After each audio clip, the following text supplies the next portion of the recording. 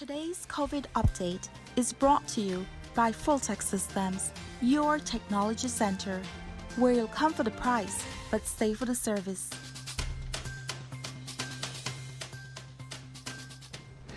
And welcome back to Open Your Eyes. We're now moving into our first segment for the morning. And like we mentioned earlier this morning, Marlene, about COVID-19 and some of the changes that we've made. And education is definitely one of them that have changed. And so we've got representatives in of St. Catherine Academy to talk about this, adjusting to the impact of COVID-19. In to talk to us, Janine Cattouse, who's an English and literature teacher at St. Catherine Academy, Denesha Grant, IT teacher right there at St. Catherine, and the principal herself, Salome Tillett. Good morning, and it's nice to have you guys. Good morning, and thanks for having us. Morning. I'll tell you what, the energy from you guys it's a very nice one, and so that simply means that the updates from you guys definitely will be something positive and touching to the entire nation from an educational standpoint. So I would like to start by talking about the whole COVID-19 impact and the type of impact it did on St. Catherine Academy. So let's start there, Ms. Principal. Okay, good morning, and a special good morning to all the parents, students, friends of St. Catherine Academy, and of course to entire Belize.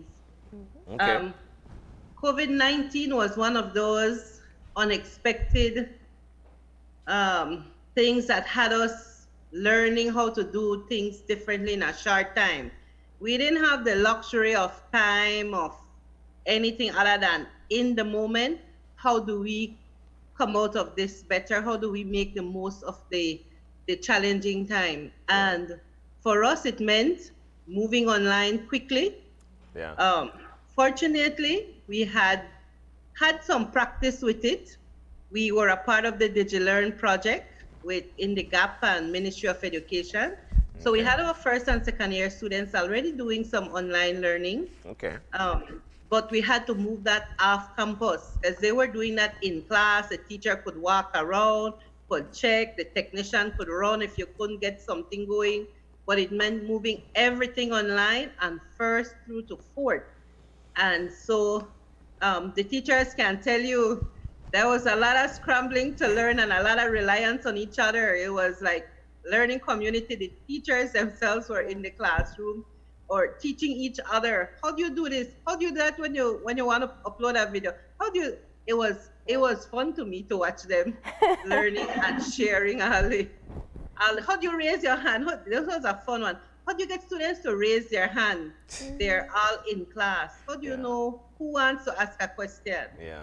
And of course, the techie people say there's a raise your hand feature somewhere that you could press or the student can press. So it was.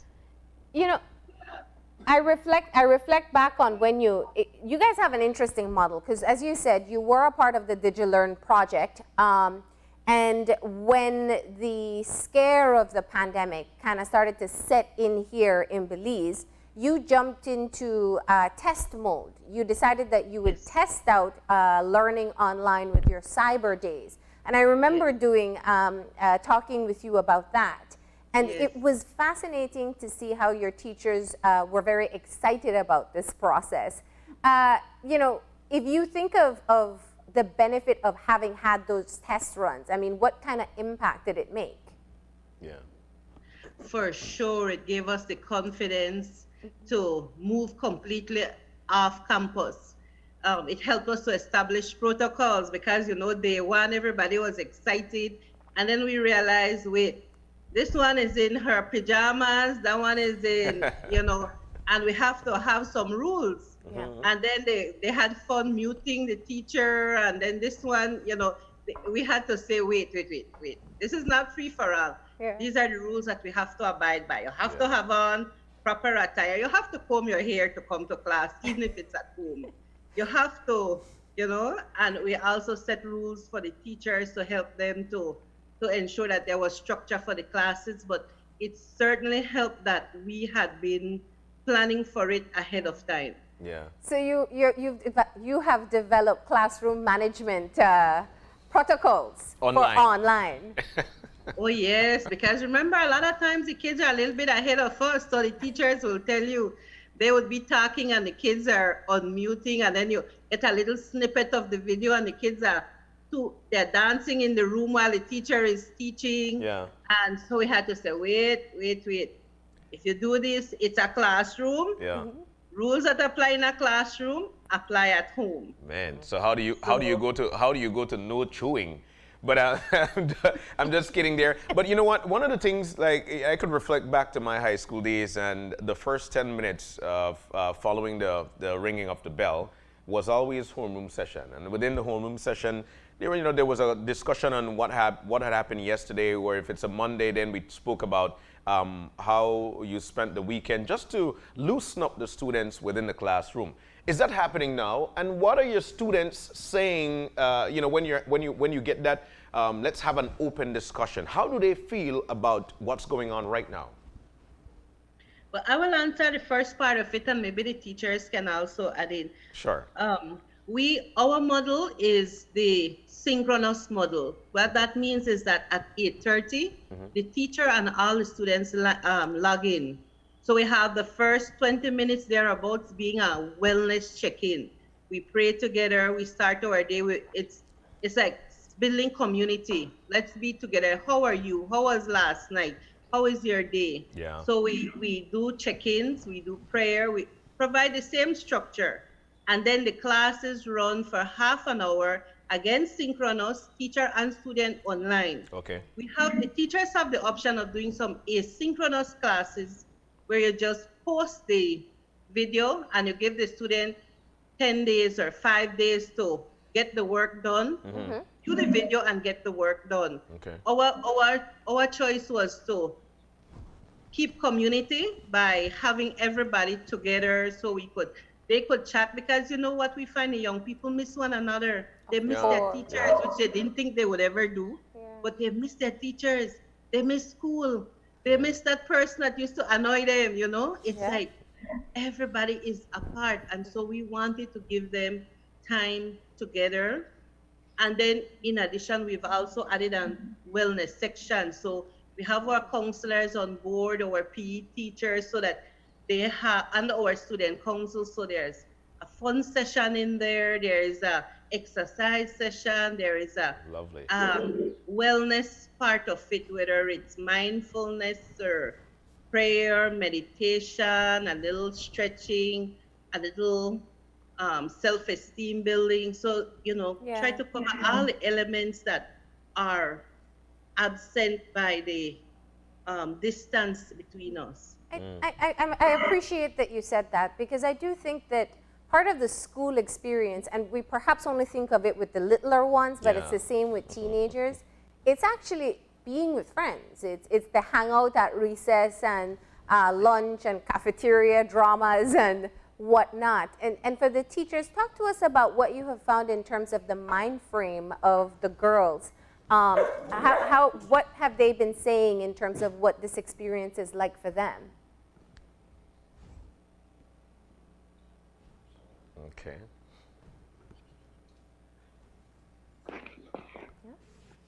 Okay. Miss Grant? Hi, good morning, everyone. Good morning with your nice background. Marlene just posed a question. You care to respond to it? Sure. In terms of the overall response by the girls, in all honesty, at first, most of them were eager. Online classes, this is definitely something new, a new experience. I recall specifically my third formers, when they heard online classes, because for our first, one of our first Cyber Days, they were involved. And so they came back to me, because I'm their homeroom teacher. They came back the next day and said, "Miss, that was fun. I can't wait to continue doing that." They said basically they had some issues, with their devices and what's not, but the overall response, they definitely enjoyed it. No. Fast forward to today, I see that a lot of the girls are still, attentive.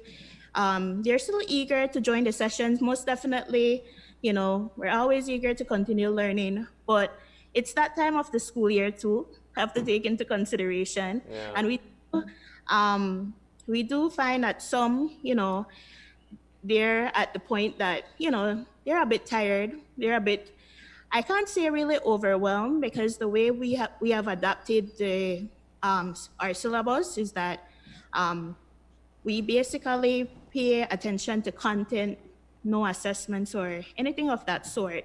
So it's basically trying to get the information across to the girls in the most efficient, most creative way possible, so that they, first off, definitely want to join the class session, and then secondly, that that they continue to receive the content that they will need for the future years. Yeah, yeah.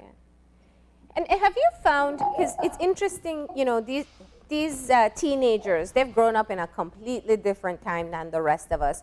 Have you found that some of them thrive better with online learning?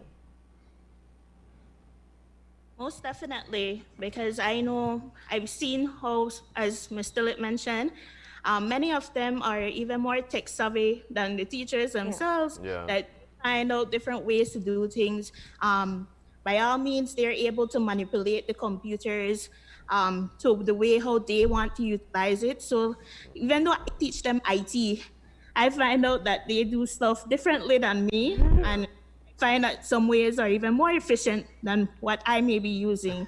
So I definitely, when I find stuff like that out, I definitely, applaud them, thinking outside of the box, getting stuff in the most efficient way, because that's my mantra to them. I always get stuff the best way possible, but, as efficient as possible as well. There are a lot of students who prefer to get the practical side of things, and having a device in your hand is basically the practical way to you deal with it in a practical way at trying to manipulate it here, manipulate it there, which leads me to jump on to Miss Cattouse, because doing English and literature, it's totally different. Yeah. It's about reading, it's about speech, it's about these things. So you're not able to get a device and then press this, press that. It's more hands-on. So, Ms. Cattouse, let's venture there. How is it for you as a English and literature teacher having to deal with these girls in this change? Good morning again. It's been quite a task, quite eventful, I must say. In the classroom, we always struggle with having our students engage in reading. It's always like a power struggle with them. Generally, students just don't like reading. We even have adults that don't like reading. And so it's always a task to have them become engaged, or have them learn how to read independently. Yes, we have our discussions in class, but then they need to have the background information. I'd like to say, though, that with the use of the technology, I think it makes them more inquisitive, because they now have the resources online.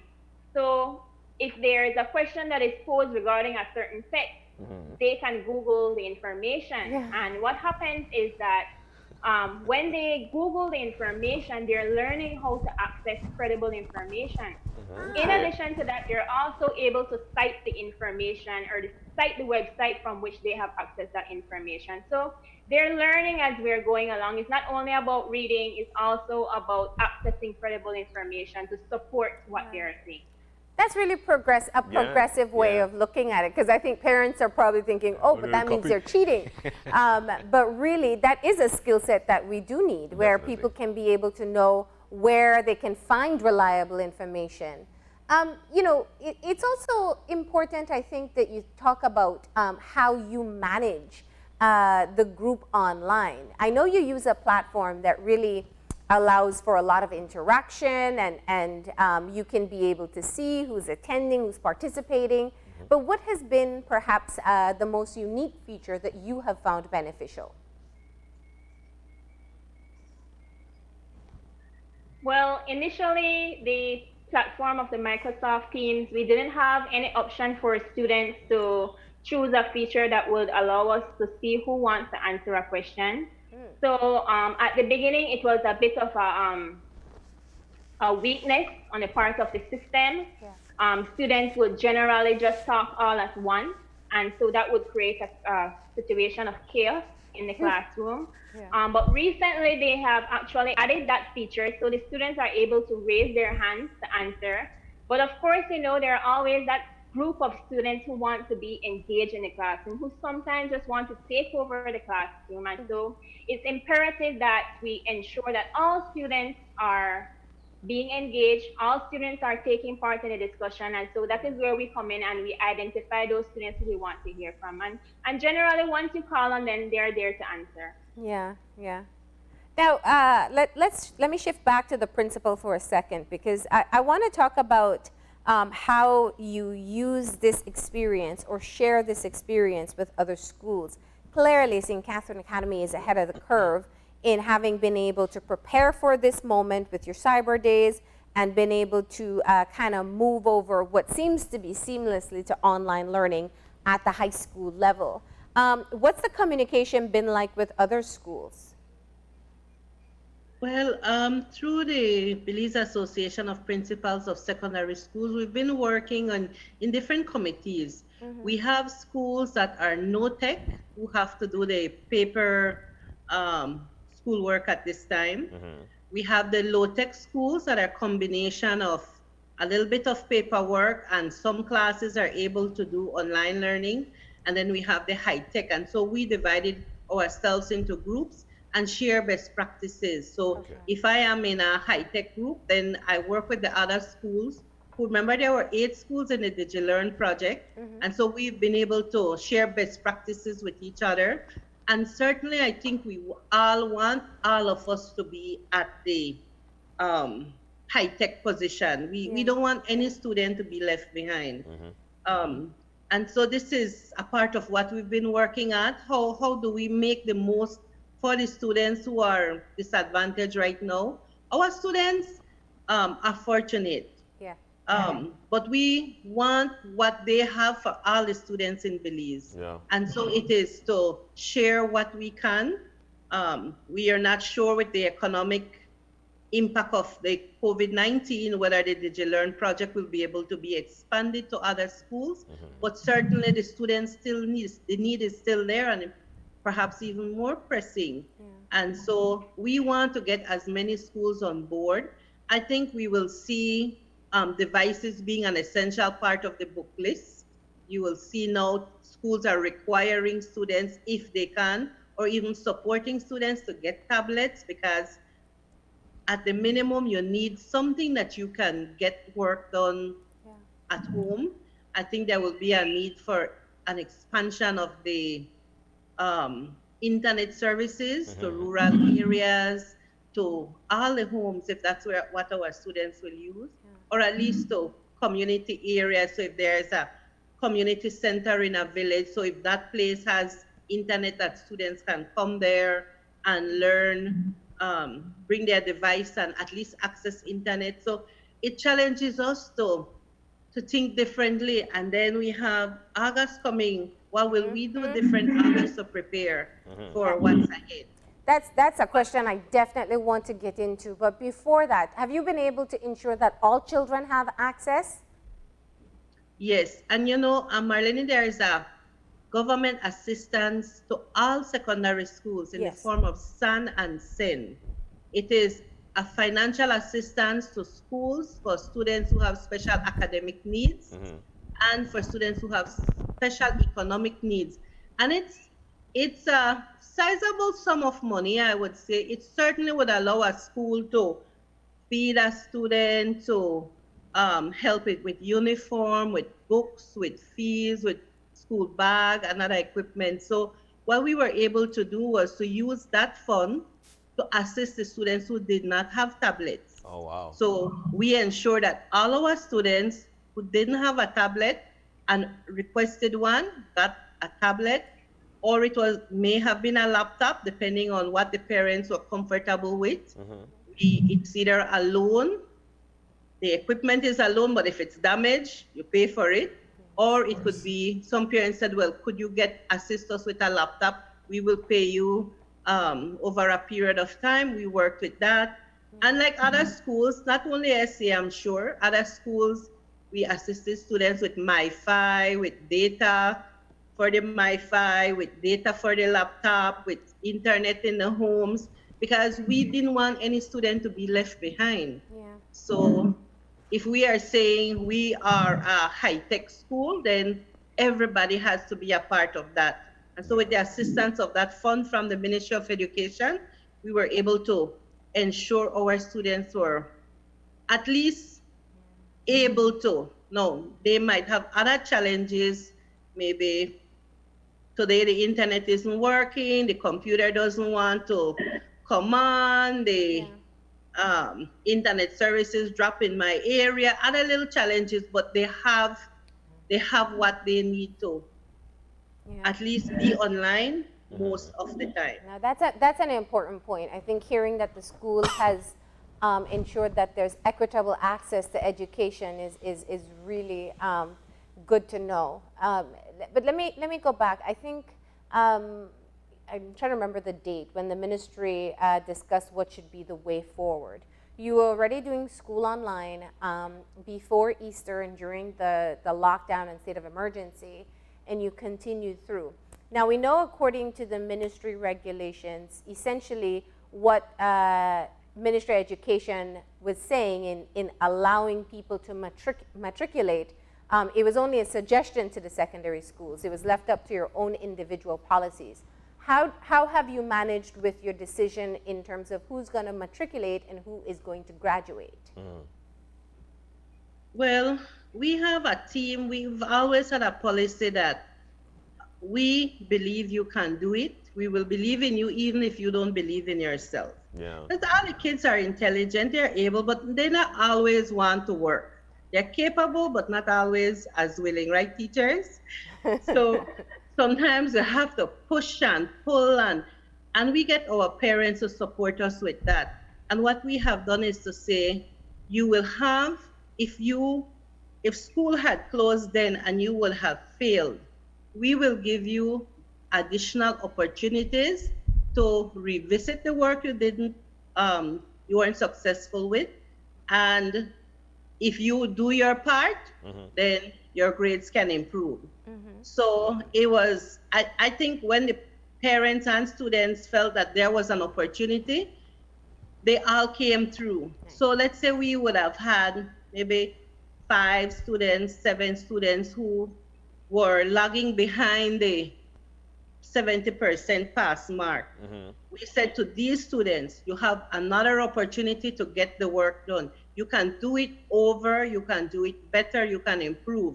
It's up to you. If you don't do it, you will not succeed. Okay. But if you choose to do it, you may.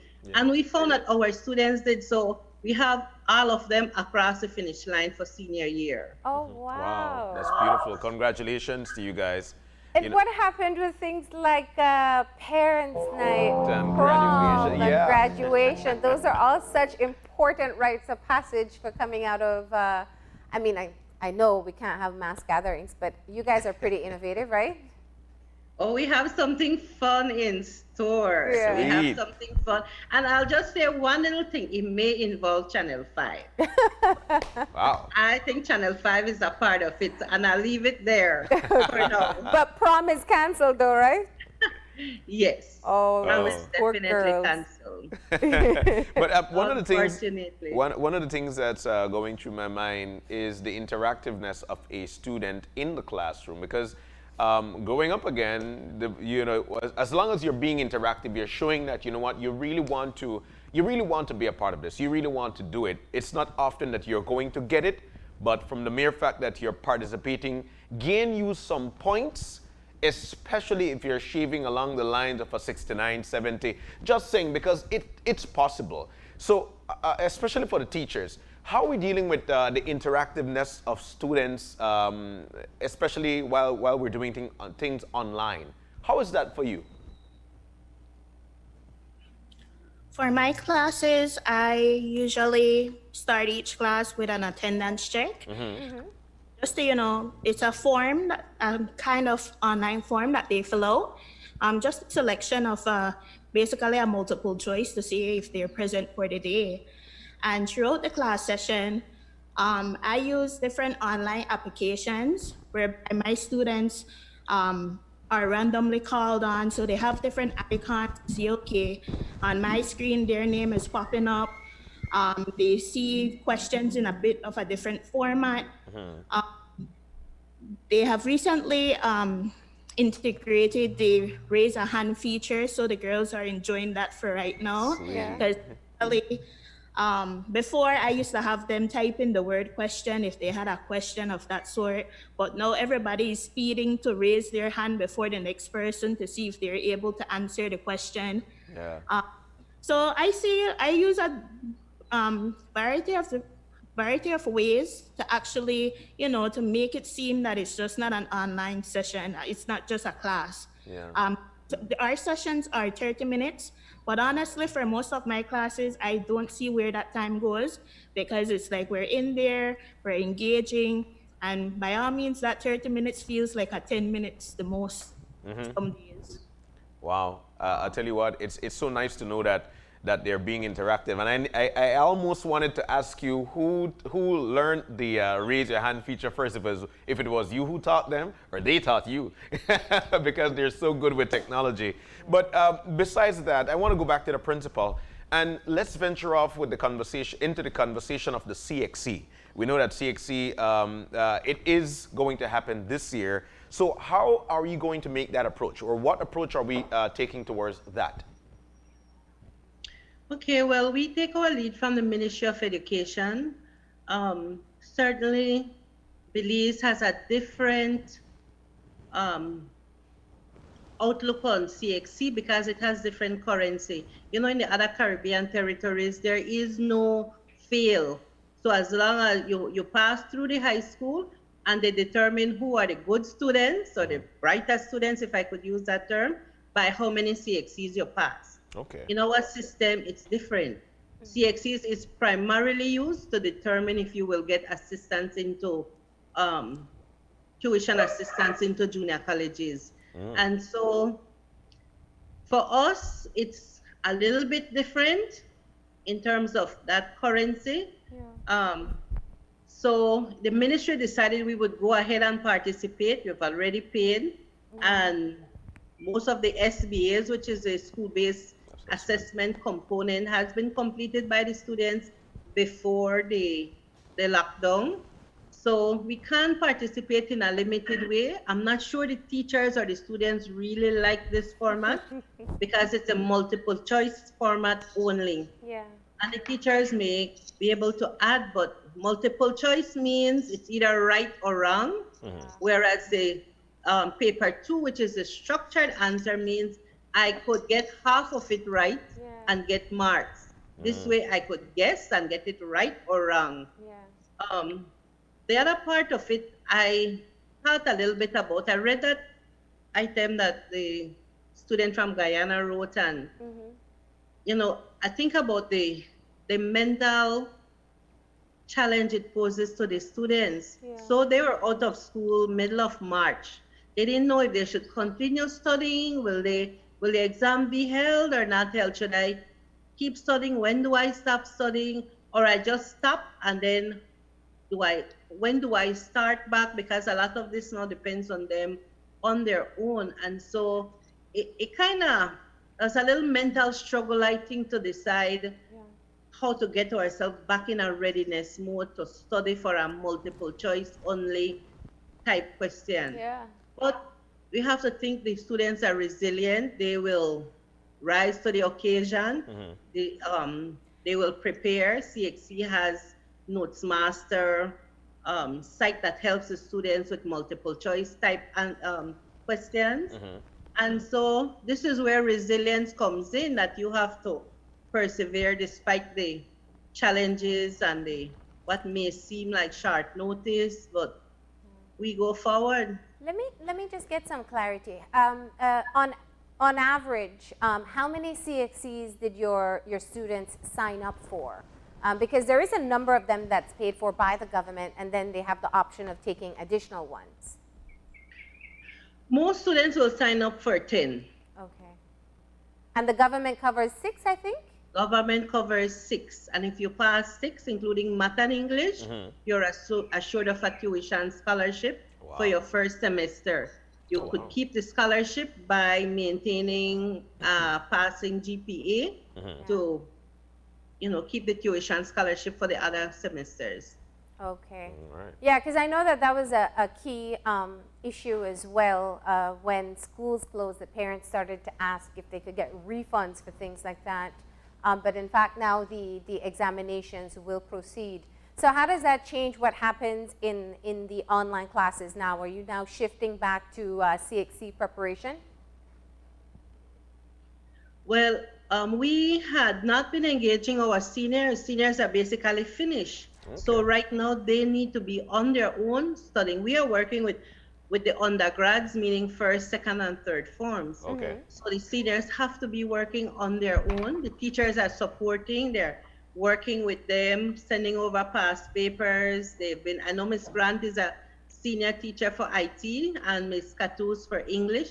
So they are sending work home to the students, practice papers, but it's up to them. Okay. Yeah. And finally, for me, let's talk about the enrollment for next school year. How is that going to happen? There are a lot of people who look forward to be a part of St. Catherine Academy. What do they need to do? How is that coming along for you? Well, fortunately for us, our closing date for applications was right the week before the lockdown. So we had received all our applications and we were able to process it. We have completed the process for first form. Yeah. We did extend the deadline. We worked with, the request from the ministry. But at this point, I must say we are no longer accepting applications because we're still getting calls. Uh-oh. We are not accepting any more applications for first form. We have. Have you done sent our out your selection. acceptance letters yet? Yes, we did. Oh, that's always a great moment for parents. So I'm eager to meet my happy students. It's always exciting. Yeah. The first farmers, they're like, "Ooh, we can't wait. I go to the store and I see little girls, they wave at me and I don't know who they are. And afterwards, they circle me and I figure, fantastic student thinking of SCA next year. Yeah, absolutely. All right. Just looking forward, there's a lot of uncertainties as to what the next school year will look like. What do you do? I know you have to take some of the guidance from the Ministry of Education, but have you internally started to prepare for what the classroom for the new school year in 2020 will look like? Well, we've been doing research. We have a little team working at it. Yeah. We know, some basic things we'll have to do, like have more hand washing stations. Okay. So we will add, I think we'll add 8 more hand washing stations on the campus. We think about the lunch, the cafe where usually there's the lines. We say, well, that will be out. Yeah. We will probably have to stagger lunch or have the students order and bring food to the classroom as opposed to having the lines by the cafe. Yeah. We're thinking about bricks. We're thinking about those classrooms that have AC. How will we manage with those? Do we keep on the AC if that's something that may be a concern? So it's thinking social distancing. Yeah. Some schools have even been thinking, abroad, they've been doing shift system to accommodate half the students. Yeah. Or, it's not far-fetched to think that only first and maybe fourth will come into school and second and third will continue online class. Anything can happen. Wow. Again, depends on what happens with Belize. We're so blessed. Yeah. That has been very good to us, but we prepare for the worst and hope for the best. Yeah, it's near impossible for you to have social distance or physical distance in the classrooms because of our classroom sizes. So it really is going to take a lot of innovation moving forward. It certainly will. Okay. All right. And what's your message to your girls, each one of you? They've been watching, and I'm sure, Ms. Tillett said it earlier, I don't think students think they're going to miss their teachers, especially at high school level, but I am sure they do. I'm sure the cheerleaders miss cheerleading, the athletes missed out on all the competitions. You know, you guys have a number of activities you normally do that the students look forward to. So what do you say to them this morning about, you know, staying positive and keeping up the good work? Okay, I'll just ask maybe one of the teachers if they could talk about the fun things we are doing with our students right now. Yeah. And these two ladies here have in particular been a big part of it. Ooh. We have launched a quarantine series. It's a online talent show. Whoa. So they can tell us a little bit more about it. They're being shy about I it. know. Let's hear how you're making sure the girls still have fun. Yeah. I could call out Miss Cattouse. Hey. So at STA, we pride ourselves in providing students or young ladies with a holistic education. Academically, we have been engaging them in the virtual classrooms. Spiritually, we always start our days with our morning devotions, and actually every class starts with a prayer every day. So for me, I thought that we had to tap into their artistic and creative potentials, and so we came up with the idea of creating this Quarantine 101 series where the girls submit videos of what they've been up to during this time, what talents and skills they have been developing. You know, there has been a shift. Learning is no longer taking place in the classrooms. We are now looking at learning at home. And so this was a means of us ensuring that we remain connected and ensuring that learning is indeed taking place wherever our girls are. And so this show has been taking place for 2 weeks now. We have an episode every Friday that just highlights the positive things that are actually emerging out of something that is seen as a bad situation. Yeah. Lovely. What are some of the stuff that the kids have submitted? Baking. Oh. Quite a number of the girls have been very busy in the kitchen. We have some girls that have been engaged in outdoor activities, which is actually what we're going to be highlighting in the episode this week. We have so many talented young ladies. We have our artists, we have our singers, we have our dancers. So overall, it just has been a positive showcase of our girls. You know, it's not only about grades, it's also about them developing other skills and talents as well. Beautiful. Okay. Really good. That's really good.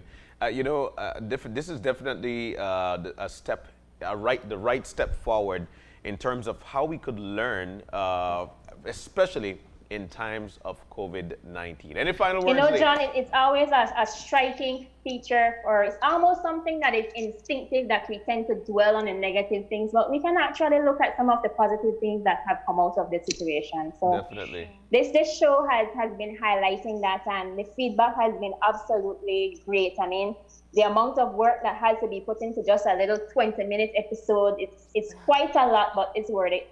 Excellent. Yeah. Well said. Oh. Well said. All right. So, and I mean, people can view that as well because you guys have it online. So if they want to see what the girls are up to.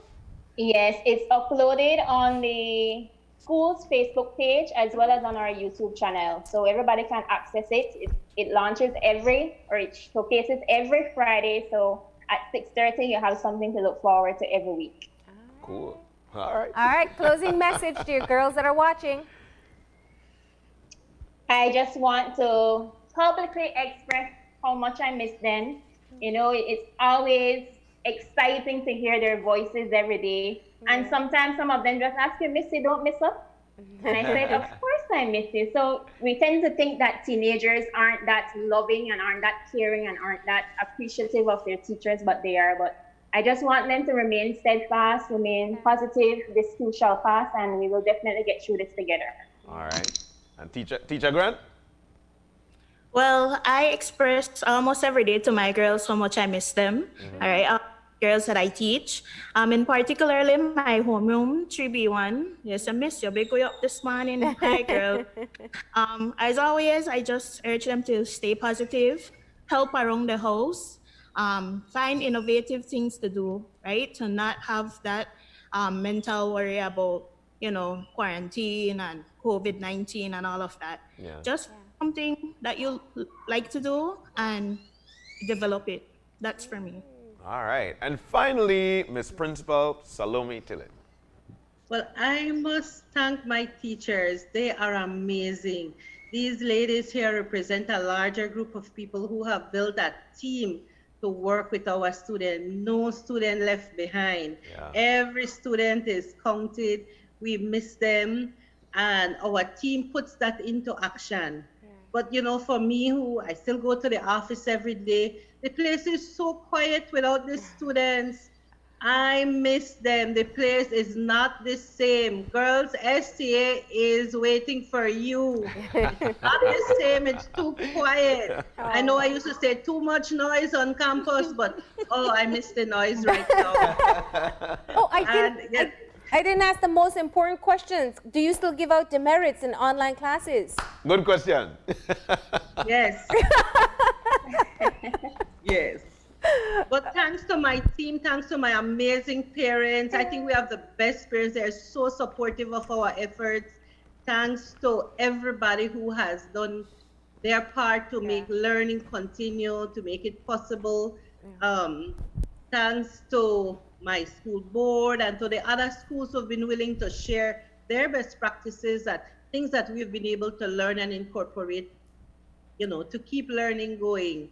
So it's been amazing. We appreciate you checking in with us this morning and for us to hear firsthand what's happening there at St. Catherine Academy. I know one thing for sure, that teachers put in an extraordinary amount of work that oftentimes people don't know because they don't see behind the scenes. And we can see the fruits of that happening in the fact that you've been able to consistently provide education for your girls. Best of luck, ladies, and thank you for checking in. Thank you. All right. All right. So that was an excellent conversation, but I'll tell you what, while these girls are at home and they need to be online in their online classroom, they've got parents. So we'll be talking in the next segment about parenting during COVID-19. So stay with us. We'll be right back with more Open Your Eyes.